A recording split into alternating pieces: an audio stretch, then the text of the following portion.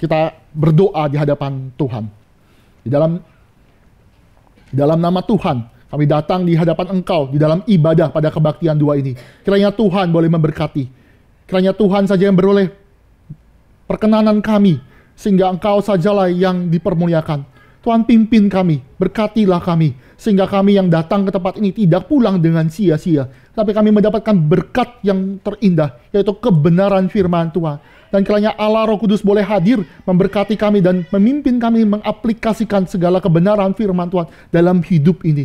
Kami sadar kami membutuhkan Engkau. Oleh sebab itu, ajar kami untuk berdiam diri, merenungkan kebenaran firman Tuhan. Pakailah hamba-Mu yang terbatas, yang lemah, yang rapuh, untuk menyatakan cinta kasih-Mu yang luar biasa kepada kami semua. Berkatilah kami di dalam nama Tuhan Yesus, Juru Selamat kami yang hidup, kami sudah berdoa. Amin. Bapak Ibu yang dikasihi Tuhan, kita akan membaca satu bagian firman Tuhan, yaitu di dalam Lukas pasal keempat. Kita akan membaca secara bergantian sebagai pengantar kita dalam perenungan firman Tuhan. Lukas pasal 4 ayat 1 sampai 13, saya 1, Bapak Ibu ayat kedua, demikian seterusnya sampai kepada ayat 13. Yesus yang penuh dengan Roh Kudus kembali dari sungai Yordan lalu dibawa oleh Roh Kudus ke padang gurun, ayat kedua.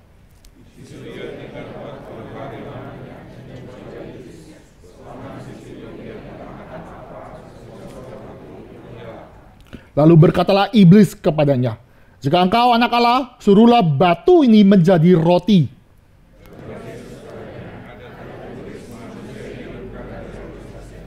Kemudian ia membawa Yesus ke suatu tempat yang tinggi, dan dalam sekejap mata ia memperlihatkan kepadanya semua kerajaan dunia.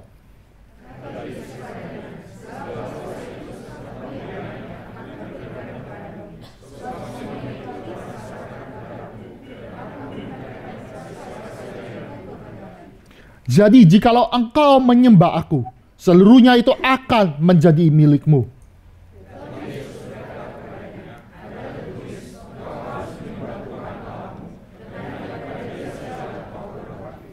Kemudian ia membawa Yesus ke Yerusalem dan menempatkan dia di bubungan bait Allah, lalu berkata kepadanya, "Jika engkau anak Allah, jatuhkanlah dirimu dari sini ke bawah.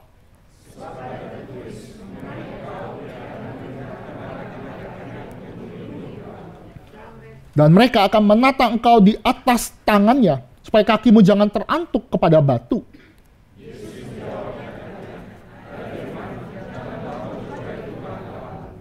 Sesudah iblis mengakhiri semua pencobaan itu, ia mundur daripadanya dan menunggu waktu yang baik. Bapak Ibu yang dikasihi Tuhan, pencobaan Tuhan Yesus berbicara bahwa Allah kita, Yesus Kristus yang adalah 100% manusia, juga mengalami pencobaan.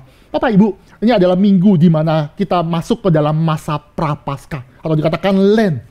Masa di mana kita mempersiapkan diri di dalam masuk ke dalam Jumat Agung, di mana Kristus Yesus akan mati di atas kayu salib. Dan pada hari ketiga, Paskah, dia menang.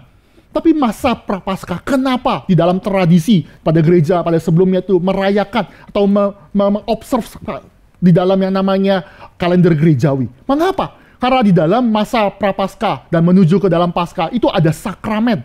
Ada yang namanya baptisan, ada yang namanya perjamuan kudus. Dan untuk mempersiapkan anggota gereja masuk ke dalam anggota kerajaan surga. Tapi permasalahan menjadi satu hal yang menarik. Kalau Bapak Ibu pada Rabu kemarin tuh, teman-teman kita dari Katolik itu Rabu Abu. Biasanya mereka melakukan apa? Selama 40 hari dia akan melakukan suatu pantangan atau puasa. 40 hari dia puasa. Menyadarkan diri sebagai orang yang umat Allah, merendahkan diri di hadapan Tuhan. Tapi apa maksudnya di dalam konsep kita sebagai gereja reform? Kenapa kita perlu juga memikirkan makna daripada masa Prapaskah? Karena memang untuk bisa masuk ke dalam kerajaan surga, memang itu gratis. Anugerah Tuhan gratis. Percaya Yesus gratis. Tetapi bukan berarti itu murahan. Bukan berarti itu berkata, oh kalau saya percaya gampang, saya masuk, memang itu anugerah. Betul, gratis. Tapi Dietrich Bonhoeffer, dia berkata the cost of disciples, bahwa kita percaya Yesus adalah anugerah, tetapi itu ada harga yang harus dibayar. Kita harus sadar kita adalah murid yang sejati, maka ada yang dibayarkan. Maka dia berkata, anugerah itu tidaklah murahan. Maka ini di dalam masa Prapaskah kita merenungkan kembali bagaimana anugerah yang Tuhan berikan kepada kita. Syukur kita masuk dalam gereja ini. Tapi kita harus sadar bahwa di dalam gereja Tuhan kita sebagai gereja, kita pun harus siap sadar sebagai murid Yesus. Masa Prapaskah itu terjadi pada abad keempat, Bapak Ibu. Itu ada satu kekaisaran Konstantinopel. Dia menjadi kaisar, dan apa yang dilakukan? Dia membuat agama Kristen menjadi agama negara. Apa akibatnya? Semua orang berbondong-bondong menjadi Kristen. Semua orang datang, gereja penuh, puji Tuhan ya. Gereja penuh, puji Tuhan ya. Puji Tuhan lah. Gereja penuh, sukacita, gereja satu, puji Tuhan. Banyak anggota. Tetapi gereja memikirkan, mereka datang bukan karena panggilan firman Tuhan. Mereka datang bukan karena semata-mata Tuhan yang mengubahkan, mempertobatkan. Tapi mereka datang karena kaisar suruh. Mereka dipaksa. Atau mereka mendapatkan benefit. Saya mau menjadi seagama dengan kaisar, maka saya untuk mendapatkan dukungan politik, saya harus menjadi Kristen. Karena saya jadi Kristen, saya mendapatkan privilege warga negara kekaisaran. Tambah lagi seagama. Maka gereja penuh, tapi gereja juga memikirkan di dalam masa Prapaskah. Dia pikir, yang masuk ke dalam gereja ini, jangan-jangan adalah orang-orang yang hatinya belum dipertobatkan. Yang belum mengenal siapakah Yesus. Yang belum mengerti apakah anugerah. Anugerah itu gratis. Sekali lagi, gratis. Tetapi ada harga yang harus dibayarkan. Ada yang namanya perjuangan. Ketika Konstantinopel melakukan demikian, banyak orang datang. Maka gereja mengantisipasi dengan mempersiapkan dengan suatu liturgi kehidupan, membentuk sebagaimana orang-orang Kristen di dalam gereja. Memang di dalam gereja reformasi, kita sebagai reform, membuang tradisi-tradisi. Ada tradisi-tradisi yang jelas berlawanan dengan firman Tuhan. Ada yang namanya sakramen-sakramen yang tidak di dalam Alkitab. Memang kita buang. Tapi masalah utama, kita tidak bisa buang semua. Sudah, kita penting baca firman Tuhan. Kita buang semua tradisi. Tidak. Karena di dalam tradisi reform pun juga melihat ada tradisi yang Tuhan anugerahkan. Dan tradisi yang baik, yang membentuk umat Allah pun terjadi. Dan kita boleh pakai. Pembentukan umat Allah itu terjadi dalam proses liturgi, proses pembentukan yang berulang-ulang, ada pertobatan, pembentukan firman Tuhan. Bapak Ibu, kalau kita baca imamat ya, itu kan capek, melelahkan. Ngomongin tentang ukuran, kalau misal kamu mempersembahkan, kalau kamu kurang uang, pakai merpati, pakai ketek ukur, diatur. Kalau misalkan kamu, berdosa, kamu masuk ke dalam korban bakaran, atau korban penebusan salah, atau korban keselamatan, ada begitu banyak. Kenapa?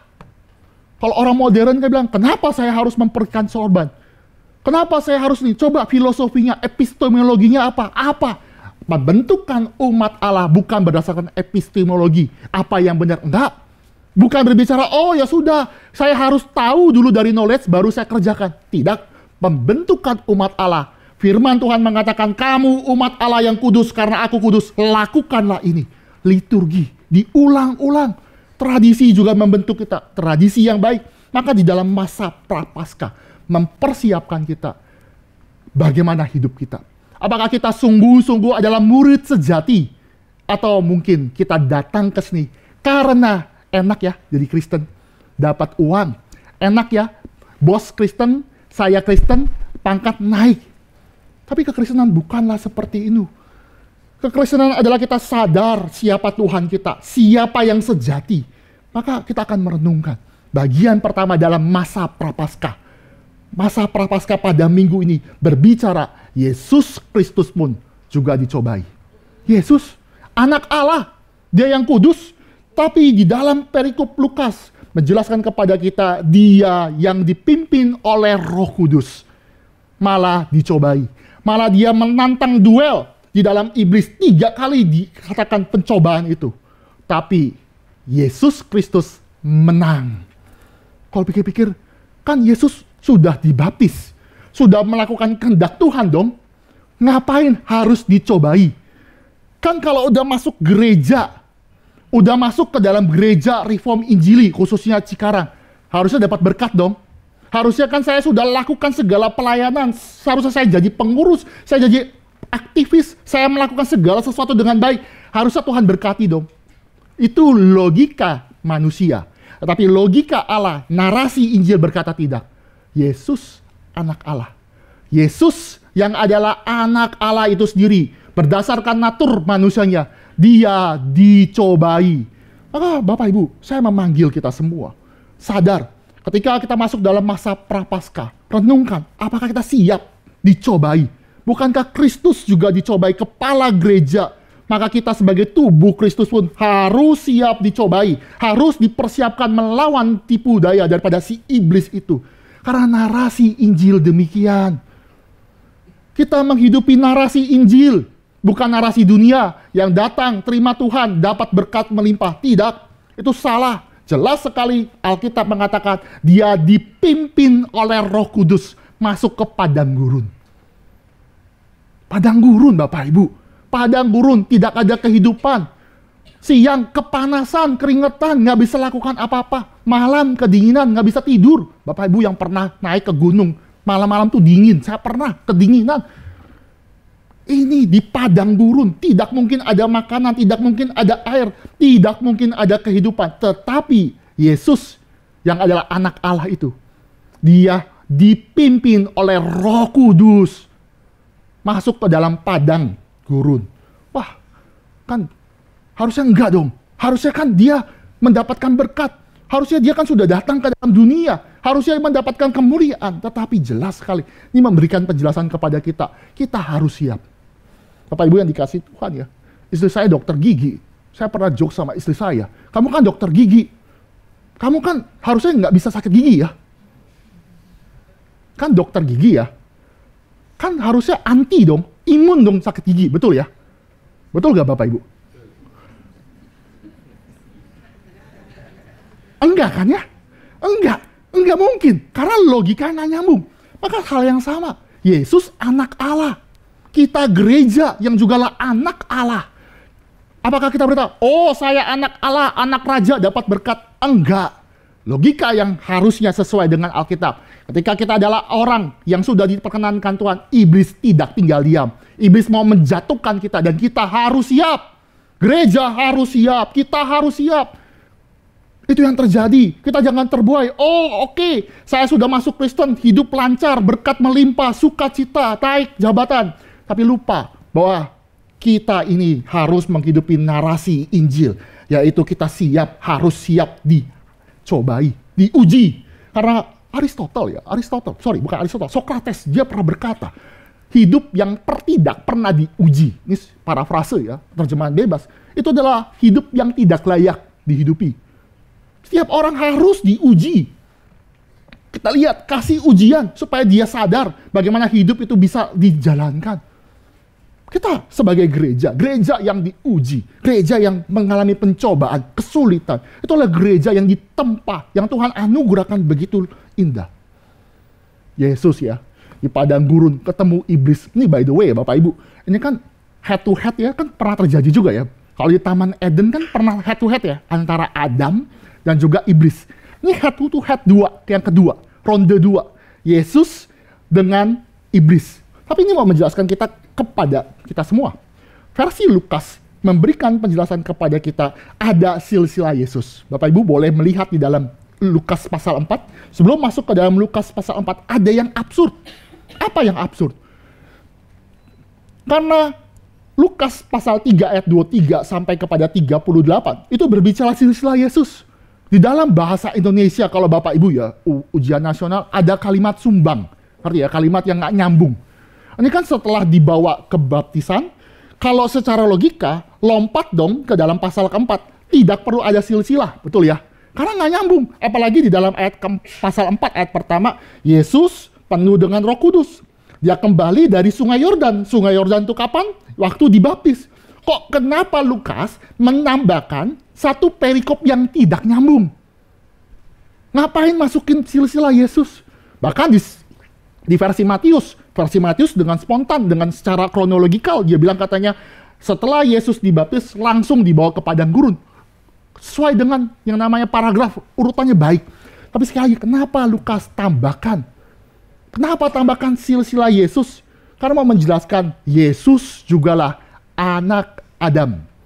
Yesus juga adalah anak Allah. Kita adalah anak Allah. Kita masuk sama dengan Adam dan kita juga harus diuji. Ini mau menceritakan kepada kita pencobaan di Adam sebagai Adam yang pertama juga harus diberikan kepada Adam kedua supaya diuji. Ini ada solidaritas Bapak Ibu, prinsip solidaritas. Yesus adalah orang Yahudi. Dia bangga harusnya dengan keturunan Abraham. Tapi dia mengatakan, keturunan Abraham bukanlah kebanggaan.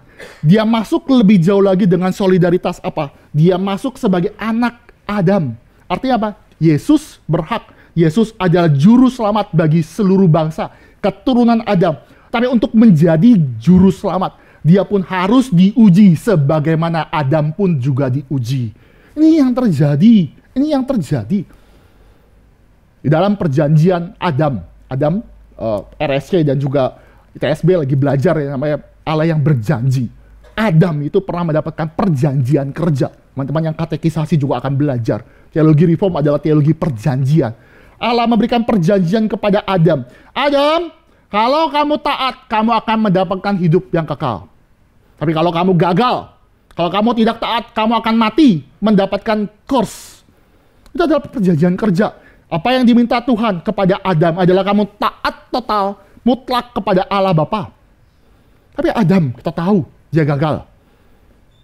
Dia mengambil pohon yang dilarang oleh Tuhan.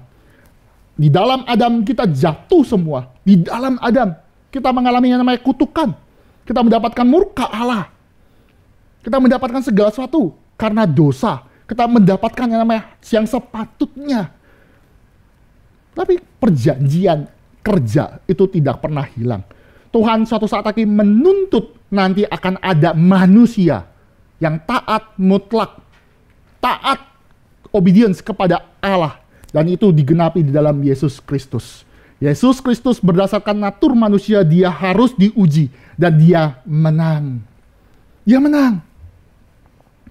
Bapak Ibu kalau dipikir-pikir ya, saya pernah tanyakan juga di RSC. Semoga teman-teman RSC tahu juga jawabannya. Kenapa sih Yesus harus hidup?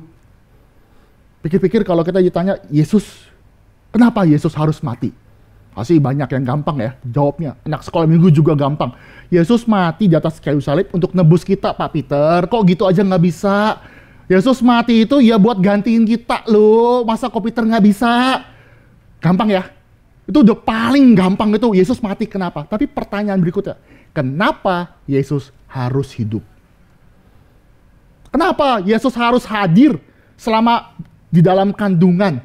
Dia lahir dalam kondisi yang terbatas karena dia bayi. Dia hidup 30 tahun baru dia masuk dalam pelayanan nanti dia. Kenapa?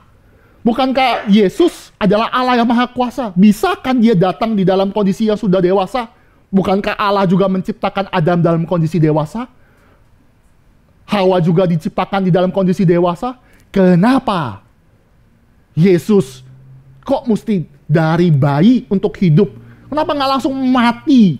Sekali lagi Bapak Ibu, ini untuk menjelaskan dia harus hidup untuk menyatakan diri. Dia adalah manusia 100% yang taat total kepada Allah Bapa. Covenant of words, ketaatan mutlak dia harus lakukan untuk semata-mata menyatakan aku inilah Adam kedua.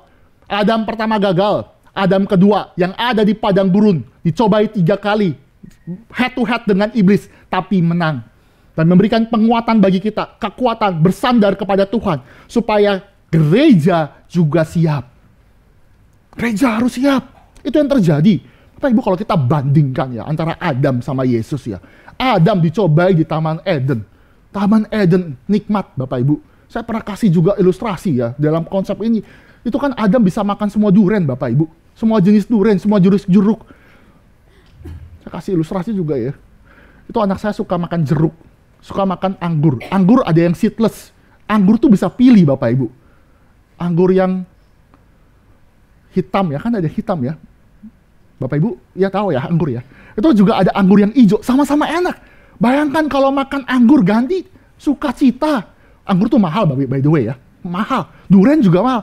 Itu berlimpah-limpah. Adam itu berlimpah-limpah. Dia mendapatkan makanan, mendapatkan segala sesuatu. Larangan cuma satu. Jangan makan buah yang di tengah itu. Tapi apa yang terjadi? Gagal. Makanya memberikan penjelasan kepada kita. Penjelasan bagi umat Allah pada gereja juga. Jangan berpikir di dalam kelimpahan saya akan baik-baik saja. Kalau saya kaya, kalau saya hidup berkelimpahan, maka saya tidak akan jatuh dalam dosa. Wah, waktu kecil bilang, kalau saya punya uang banyak ya, nggak mungkin tuh saya nggak ke gereja, pasti ke gereja. Kalau saya punya mobil 2, by the way saya, ya kalau curhat sedikit ya, ini di rumah tuh mobil mesti agak banyak, karena koko saya tuh abis ke gereja pacaran.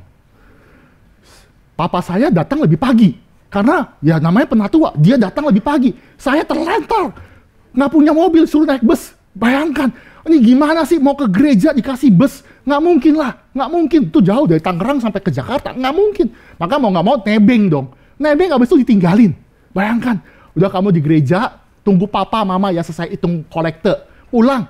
Capek, malas. Sampai berpikir, kalau saya punya mobil sendiri, saya datang ke gereja, nggak akan ini. Tapi biasanya, kalau sudah dalam kelimpahan, lupa Tuhan. Kita berkata, kalau saya punya motor, saya punya mobil, saya punya segala sesuatu, saya punya hidup berlimpahan, saya pasti akan setia sama Tuhan. Belum tentu, karena Adam gagal. Adam gagal. Bapak Ibu, kalau ikutin berita ya, itu Pertamina korupsi Bapak Ibu. Itu direkturnya kaya. Bapak Ibu ikut berita ya? Ikut ya? Kita masih di dalam dunia yang sama kan? Itu gajinya ratusan juta, katanya bisa sampai miliaran. Itu kalau saya jadi anak direkturnya, saya traktirin semua. Pulang bawa traktir, enaknya melimpah. Tapi jatuh dalam dosa. Banyak di dalam berita orang yang dalam kekayaan, di dalam kondisi seperti Adam, yang diharapkan oleh semua orang, tapi gagal. Tapi itu menjadi penghiburan juga bagi kita. Oh, saya miskin, saya kurang, terabaikan. Tetapi Tuhan pimpin kepada kita. Yesus sebagai anak, dia sebagai anak Allah, the second Adam. Dia mewakili umat Allah taat. Walaupun sekali lagi di padang gurun. Walaupun dia di padang gurun, nggak mungkin taat secara logika. Ya sudahlah, hujat Tuhan. Secara logika di padang gurun, susah makan, susah minum, susah tidur. Hujatlah Tuhan. Tuhan seperti apa yang tidak memberkat? Ini tidak ada berkat. Hujatlah. Tetapi Yesus yang dipimpin oleh Roh, yang hidup oleh Roh, dia taat di saat secara logika manusia tidak mungkin taat. Maka itu memberi penguatan bagi kita, penghiburan bagi kita. Ketika kita mengalami pergumulan, kita mungkin mengalami finansial yang sangat sulit, mengalami satu tekanan intimidasi seperti padang gurun dalam hidup Bapak Ibu. Tapi kalau kita hidup bergantung kepada Roh Kudus, kita akan taat. Kita adalah murid sejati yang taat karena apa? Bukan karena kita hebat, tapi karena dipimpin oleh Roh Kudus, dan Roh Kudus itu pimpin Yesus juga ke padang gurun. Kita pun juga bisa dipimpin Roh Kudus masuk tanda kutip padang gurun. Tapi sekali lagi, kita harus siap diuji. Masa prapaskah, mempersiapkan gereja siap untuk diuji, siap menghadapi tipu muslihat daripada iblis. Lu kadang-kadang masuk gereja kan berharap dapat berkat ya. Ya puji Tuhan dapat berkat. Tapi kalau Tuhan tidak memberkati dalam segi materi, sudah. Kadang-kadang kan gereja namanya gereja reform, di Cikarang lagi. Bapak Ibu kalau pelayanan tuh nggak habis-habis ya. Pusing. Udah pelayanan capek-capek, kemarin di House of Grace. Udah capek-capek, tim perlengkapan capek-capek, dimarahin lagi. Pusing nggak? Ini saya capek, nggak dibayar, malah dikasih kritikan, kasih masukan. Capek. Nggak dihargai. Bahkan pendeta Tama pernah bilang bahwa semua gereja menghargai saya. Cuma di gereja ini, kalau ikut speak, Pak Tama berbicara itu, cuma di gereja reform doang saya tidak dihargai. Tapi memang betul kalau dikatakan demikian. Kita datang bukan untuk diperkenankan dalam konteks kita dapat pujian, tidak. Tetapi bagaimana hati kita taat total kepada Tuhan. Kita sadar bahwa Tuhan itu panggil kita, ada harga yang harus dibayar. Kita siap untuk melayani. Saya pernah ya, itu kan baju putih adalah. Saya pernah juga beli baju putih, Bapak Ibu, pelayanan. Cuma pantofel kan masih kecil, belum punya pantofel, Bapak Ibu. Mahal. Oke lah, bisa beli ya. Soalnya satu kali kan namanya gereja, kadang-kadang bukan cuma putih doang ya. Hitam-hitam, matilah baju hitam-hitam. Saya cari hitam-hitam. Pakai uang sendiri keliling sama Melin ya. Keliling-keliling cari, cocok gak cocok. Capek ya, ini buang-buang waktu. Dipakai cuma sekali atau 2 kali. Kok gini ya? Gereja Reform Bapak Ibu itu ya. Gereja Reform. Capek, tetapi kita mau berbicara. Kita diuji. Sudahkah kita melepaskan segala sesuatu, memberikan terbaik bagi Tuhan? Ini yang terjadi Bapak Ibu. Maka kalau dilihat di dalam bagian hal ini, memang Alkitab sudah mengantisipasi orang-orang yang di luar sana yang tidak mengenal Tuhan. Di dalam Mazmur yang dituliskan oleh Asaf, di Mazmur 73, jelas bahwa orang-orang fasik itu gendut-gendut, dalam arti konteks itu dia kaya melimpah. Itu gemuk-gemuk, artinya apa? Dia tuh mendapatkan berkat secara jasmani yang begitu melimpah. Sedangkan Asaf kerja di gereja, kerja di bait suci, bikin lagu, bikin segala sesuatu baik-baik saja di dalam gereja, tidak mendapatkan berkat, tidak gemuk-gemuk, tapi penghiburan ya. Mazmur Asaf tuh memberikan penghiburan. Apa penghiburannya? Bahwa orang-orang di luar sana yang fasik, yang lalim, yang jahat itu seperti apa? Seperti mereka ada di jalan yang licin. Segelintir doang jatuh, langsung masuk ke neraka. Lihat ya Bapak Ibu. Makanya kalau beli ban, jangan beli ban yang polos ya. Salah itu. Ban mobil, ban motor itu kan mesti ada ulir-ulir. Kenapa? Karena memang ada cangkraman, ada ujian, ada daya tahan. Apa? Supaya tidak tergelincir, slip kalau lagi hujan. Memang itu demikian. Maka kalau kita gereja itu menguji, Tuhan memberikan pengujian bagi kita supaya kita naik level dan kita tidak jatuh meninggalkan iman kita, meninggalkan Tuhan. Itu yang terjadi. Membentuk. Maka masa prapaskah, poin yang pertama, membentuk kita siap diuji, siap melakukan pekerjaan Tuhan. Maka poin kedua Bapak Ibu yang kita mesti pelajari, apa yang kita harus pelajari, di mana di dalam masa prapaskah juga kita dipanggil menjadi murid yang mencintai keindahan firman Tuhan. Tahu dari mana? Bapak Ibu, di dalam Lukas pasal 4, saya nggak menjelaskan secara detail, mungkin minggu depan kita akan bahas secara detail pencobaan 1, 2, dan 3. Tapi kita lihat di dalam motif penulisan. Pencobaan Yesus di padang gurun itu dituliskan juga di Injil lain. Bapak Ibu tahu Injil apa? Injil yang Matius. Injil Matius. Tapi kan selalu ada pertanyaan, ke saya juga pernah, urutan yang benar yang mana? Betul kan? Nomor 1 kan urutan udah benar, sama. Yaitu batu menjadi roti. Batu jadi roti ya. Yang kedua dan ketiga kan terbalik. Versi Lukas sama versi Matius berbeda. Ada pertanyaan, mana yang benar kok? Mana yang benar Pak? Alkitab tidak memberitahu mana yang urutan yang benar dan tidak peduli. Tetapi ada motif penulis. Ada motif yang sengaja dituliskan versi Matius dan versi Lukas berbeda. Kenapa? Kalau di versi Matius, Bapak Ibu perhatikan, Matius itu memulai batu jadi roti yang pertama. Yang kedua, dia lanjutkan dengan cara apa? Dia bawa Yesus ke bubungan bait suci, ya kan? Terus suruh jatuhkan. Baru yang ketiga itu, Yesus diminta dicobai dengan cara, "Hei Yesus, kalau engkau anak Allah, kamu harus sembah aku. Saya lihatkan segala kemuliaan Tuhan. Kemuliaan kerajaanku. Asal kamu sekali doang sembah aku. Kamu akan dapatkan." Lihat ya, urutan berbeda. Beda dengan yang kita baca ya. Bapak Ibu nangkap ya. Tapi kenapa sih Matius menempatkan yang terakhir itu menyembah iblis? Matius punya motif bahwa kerajaan iblis sedang panik. Kerajaan iblis akan hancur karena kedatangan anak Allah. Maka ketika Yesus di dalam Injil Matius according to Matius, bahwa Yesus datang ke dalam dunia selalu berbicara, selalu berkhotbah, selalu memberikan perumpamaan bahwa hal kerajaan surga seperti apa? Seperti penabur, seperti apa? Lalang dan gandum, seperti apa? Seperti orang yang pergi berpergian, seperti orang talenta. Artinya apa?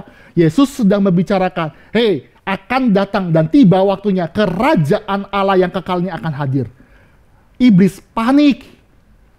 Iblis panik. Dia bilang, anak Allah, sembahlah aku. Dan Yesus katakan, kerajaanmu sudah hancur dan akan hancur. Tapi kerajaanku yang kuberitakan ini akan kekal selama-lamanya. Maka oleh sebab itu, kau yang harus menyembah padaku.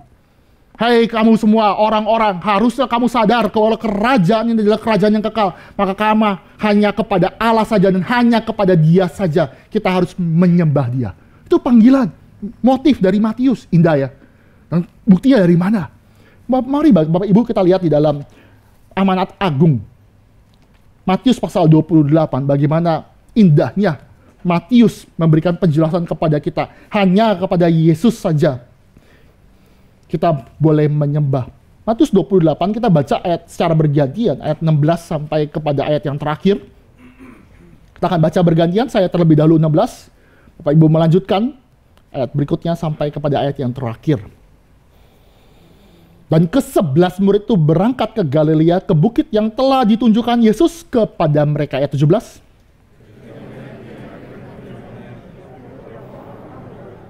Ketika melihat Yesus, mereka menyembah Yesus. Ayat 18, Yesus mendekati mereka dan berkata, "Kepadaku telah diberikan segala kuasa, kepadaku kerajaanku, kerajaan kekal, segala kuasa di bumi dan di surga dan di bumi." Ayat 19.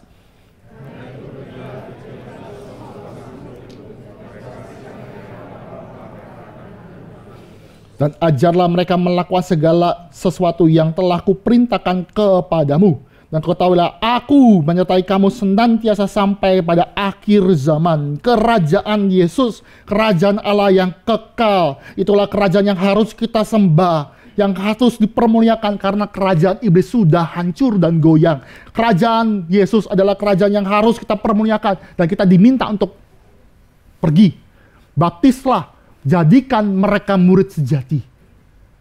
Indah ya, membaca Alkitab dengan motif yang indah. Motif yang indah dari segi Matius. Mari kita lanjut lagi, balik lagi di dalam versi Lukas.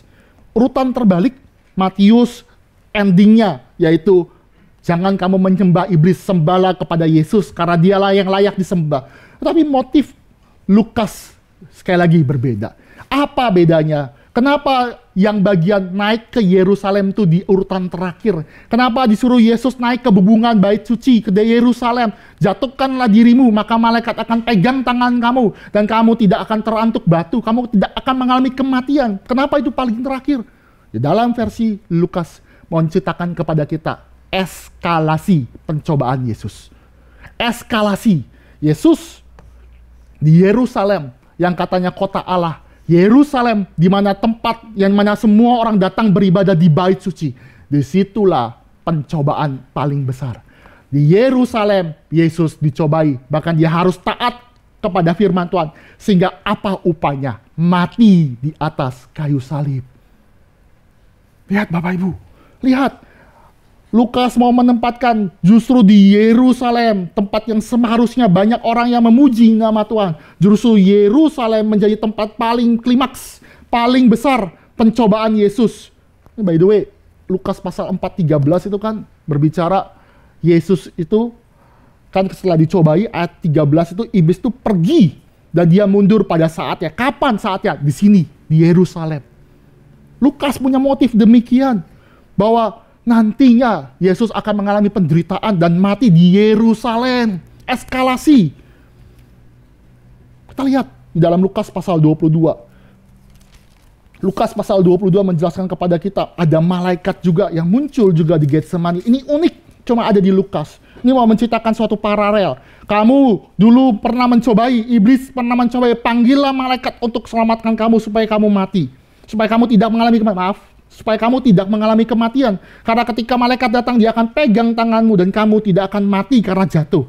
Tapi di dalam Getsemani, di Lukas pasal 22, kita akan baca bergantian 39 sampai 46. Saya 39, Bapak Ibu melanjutkan, kita sampai 46. Lalu pergilah Yesus keluar kota. Dan sebagaimana biasanya ia menuju Bukit Zaitun. Murid-muridnya juga mengikuti dia. Ayat 40.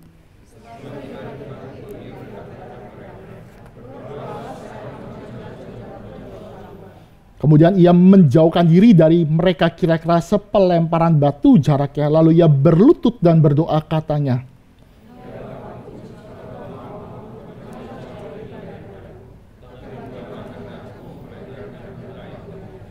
Perhatikan ayat 43. Maka seorang malaikat dari langit menampakkan diri kepadanya untuk memberi kekuatan kepadanya.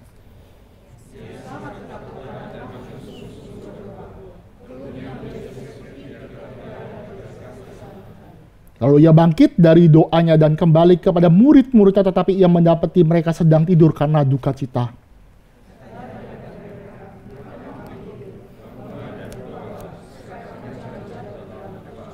Bapak Ibu, inilah yang terjadi Malaikat datang di dalam taman Getsemani bukan mencegah Yesus mati, bukan mencegah, tapi tanda kutip mengkonseling Yesus.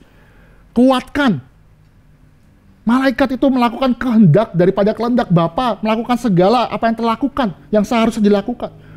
Maka ujian daripada iblis itu ujian yang sangat mematikan. Tetapi puji Tuhan, Yesus menang, memberi kekuatan. Dan ketika kita baca kebenaran firman Tuhan, wah, ini indah sekali. Karena nantinya Yerusalem yang lama akan hancur. Yerusalem yang lama akan berlalu. Malah Yesus adalah the new temple. Dia adalah Yerusalem baru. Dan di mana di dalam Yesus Kristus terdapat pendamaian. Terdapat pendamaian. Terdapat persekutuan lagi antara manusia dengan Allah. Boleh bersekutu bersama-sama di dalam Yesus Kristus. Maka kalau kita lihat ya, apa implikasinya? Kita baca firman Tuhan, Yesus dicobai. Sedikit. Hanya ada di Matius saja. Firman Tuhan tuh begitu melimpah.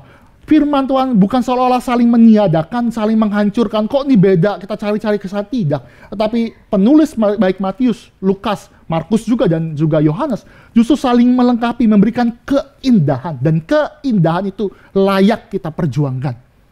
Bapak Ibu yang sedang kasmaran ya kan, pacaran, pasangan itu kan bukan karena semata-mata melihat pasangan kita yang berbeda jenis ya, harus berbeda jenis Bapak Ibu. Berbeda jenis itu kan bukan berarti, oh beda jenis ya, yang penting ada mata, yang penting ada hidung, enggak kan ya. Enggak ya, pasti kan lihat tuh, ih itu cantik banget ya. Itu ganteng banget tuh, itu keren banget ya. Wih kalau nyanyi tuh keren banget, indah. Karena itu indah, maka layak diperjuangkan, betul ya. Karena itu, wih, ini kalau cowok-cowok, saya seperti cowok lah. Saya perjuangkan, kenapa? Karena baik, karena indah, karena cantik, layak. Maka saya akan bawa Bapak Ibu geser juga melihat keindahan dari Yesus Kristus di dalam kebenaran firman Tuhan. Dan kebenaran firman Tuhan, Yesus Kristus yang indah ini layak kita perjuangkan, layak kita baca. Dan itulah tanda murid sejati. Masa prapaskah membagi kita juga menjadi murid yang sejati. Buktinya apa? Merindukan kebenaran firman Tuhan. Belajar sungguh-sungguh atas kebenaran yang Tuhan anugerahkan dalam Alkitab. Yang ketiga Bapak Ibu, di dalam masa prapaskah juga menyatakan kita sebagai murid yang sejati di dalam konteks identitas dan juga ketaatan. Identitas kita bukan dibangun berdasarkan apa yang kita lakukan. Yesus dicobai. Di dalam Lukas pasal 4 dan juga Matius dikatakan, jika engkau anak Allah, tunjukkan kemahakuasaanmu. Jika engkau anak Allah, lakukan ini, lakukan itu, lakukan itu. Saya tidak akan membaca bahas detail, tapi saya mau menyatakan, iblis serang identitas. Iblis serang si Yesus yang adalah anak Allah. Tapi kita tahu, Yesus adalah anak Allah, bukan semata-mata karena dia do something untuk mendapatkan anak Allah. Bukan karena semua orang lihat saya lakukan perubahan dari batu menjadi roti suatu spektakuler maka jadi anak Allah. Tapi Yesus menjadi anak Allah karena perkenanan daripada Allah Bapa. Tahu dari mana? Lukas pasal ketiga Bapak Ibu. Saya bacakan bagi kita semua ayat 21 dan 22. Ketika Yesus anak Allah itu dibaptis. Ketika seluruh orang banyak itu telah dibaptis, dan ketika Yesus juga dibaptis dan sedang berdoa, terbukalah langit dan turunlah Roh Kudus dalam rupa burung merpati di atasnya. Dan terdengarlah suara dari langit, engkaulah anakku yang kukasih, kepadamu lah aku berkenan. Apa yang dinyatakan oleh Yesus Kristus, dia memberi diri dengan taat, memberi diri dibaptiskan, maka itulah perkenanan daripada Allah Bapa kepada anak. Itu yang terjadi Bapak Ibu. Bukan karena dia disuruh oleh si iblis. Dia disuruh, kalau engkau anak Allah, tunjukkanlah kemahakuasaanmu, tunjukkanlah kehebatanmu, lakukan secara yang spektakuler. Tidak perlu. Dia tunjukkan anak sebagaimana dia taat kepada Bapa. Ini penting loh, penting. Kadang-kadang iblis tuh serangnya bagaimana? Saya waktu kuliah ya, kalau kamu cowok ya, rokok. Pernah ya? Kalau cowok-cowok kan ditantang, kalau kamu rokok, kalau kamu hebat, nih, ngisep nih, sebatang. Minum alkohol, kalau kamu cowok. Masa enggak begitu, cara kerjanya enggak begitu. Kita tahu kita ini adalah anak Allah dan kita tidak perlu melakukan, kita tidak perlu namanya merokok sebagai membuktikan kejantanan kita. Enggak, kalau kamu pintar, kalau kamu hebat, Kalau kamu kalau versi orang reform kan, kalau kamu tahu kan ya, doktrin bahwa sekali selamat tetap selamat, bukan keren ya? Sekali selamat tetap selamat. Percaya Yesus, jaminan keselamatan. Lakukan dosa sekali, nggak apa-apa. Pasti selamat, Tuhan ampuni. Itu godaan. Itu serangan. Kalau kamu orang reform, lakukan dong dosa. Saya rasa nggak begitu. Nggak bisa begitu. Kenapa kita melakukan segala sesuatu? Bukan semata-mata disuruh. Bukan semata-mata kita pamer, kita hebat. Enggak. Tapi karena memang status kita sudah diberikan dari Allah itu sendiri. Minggu lalu kita peneguhan pengurus. Pengurus bukan karena semata-mata karena do something sehingga mendapatkan jabatan pengurus. Nggak rasa tidak.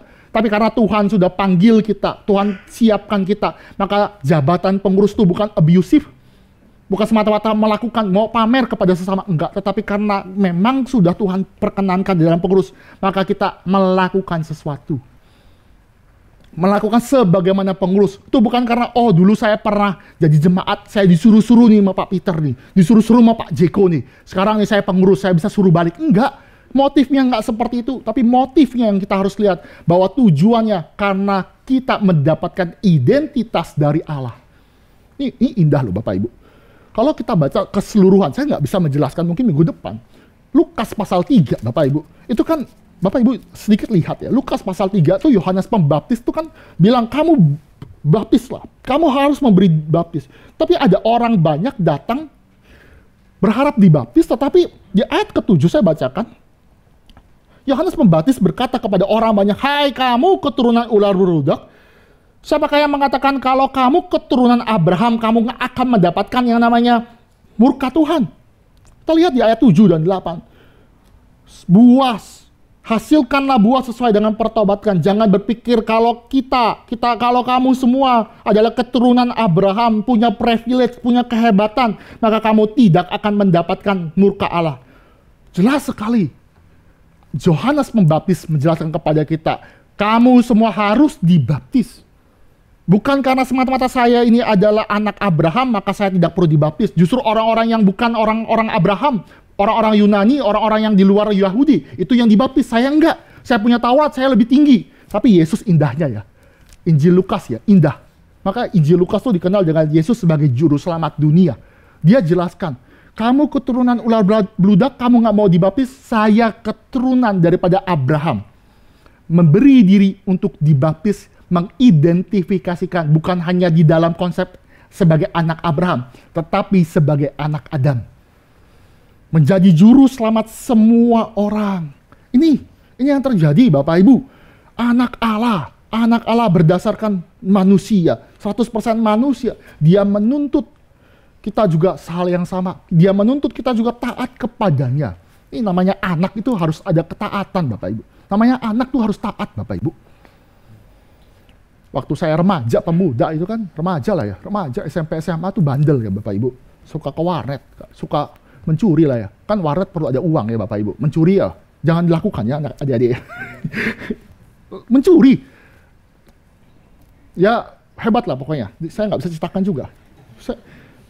Koko saya nggak bisa menemukan uang, saya ketemukan uang, hebat. Terus pergi sama-sama ke warnet. Tapi saya mau berbicara apa ya? Suatu kali saya pergi, orang tua marah, jangan ya. Kamu nurut sama papa, nurut sama mama. Turut, tapi namanya anak muda. Udahlah dengerin kata anak-anak teman-teman. Pergi terus, pergi. Akhirnya lama-lama papa mama saya pernah, udah. Kalau kamu nggak mau tinggal di sini, kalau kamu nggak mau disebut anak, nggak mau tinggal sama papa, nggak mau diatur sama papa, nggak mau turut kepada papa mama, pergi. Wah kan kalau zaman bapak ibu ya zaman dulu kan kayak langsung terbakar ya. Sudah, saya mau pergi. Biasanya kalau pergi sebentar, habis itu balik lagi. Nggak punya uang. Saya balik lagi Bapak Ibu, nggak punya uang. Nggak mungkin tidur di emperan. Sedih. Bayangkan, balik lagi. Akhirnya balik lagi bilang, kalau kamu mau pengen tinggal di sini, kalau kamu mau pengen disebut anak, masih ada di dalam kakak, kartu keluarga, taat. Itu hal yang sama ya Bapak Ibu. Kalau kamu mau menjadi keluarga Allah, kalau kamu menyatakan diri aku murid Yesus, maka aku harus taat kepada guru. Kalau kita adalah anak Allah, maka kita harus taat kepada Bapa. Itu yang namanya anak. Itu yang harus terjadi dan Yesus Kristus menunjukkan dia sebagai Adam kedua, sebagai wakil kedua yang taat, dicobai, tapi dia berhasil. Menunjukkan kepada kita gereja juga harus siap dan taat hanya kepada Allah. Karena anak harus taat. Wah, Yesus itu kan dikatakan, jika engkau anak Allah, ubahlah. Kan keren ya. Kalau saya lakukan, ini air ya, ini air putih. Kalau saya doa terus tiba-tiba jadi anggur ya. Jadi wine kan keren ya. Keren lah Bapak Ibu, percayalah itu keren. Atau ubah dia apa ya? Keren kan ya? Saya nggak pakai jus tiba-tiba doa, keren kan ya? Wah, kalau saya hamba Tuhan, Bapak Ibu percaya saya hamba Tuhan, saya buktikan ya, saya ubah. Enggak gitu. Tuhan tunjukkan dia sebagai anak Allah melalui obedience.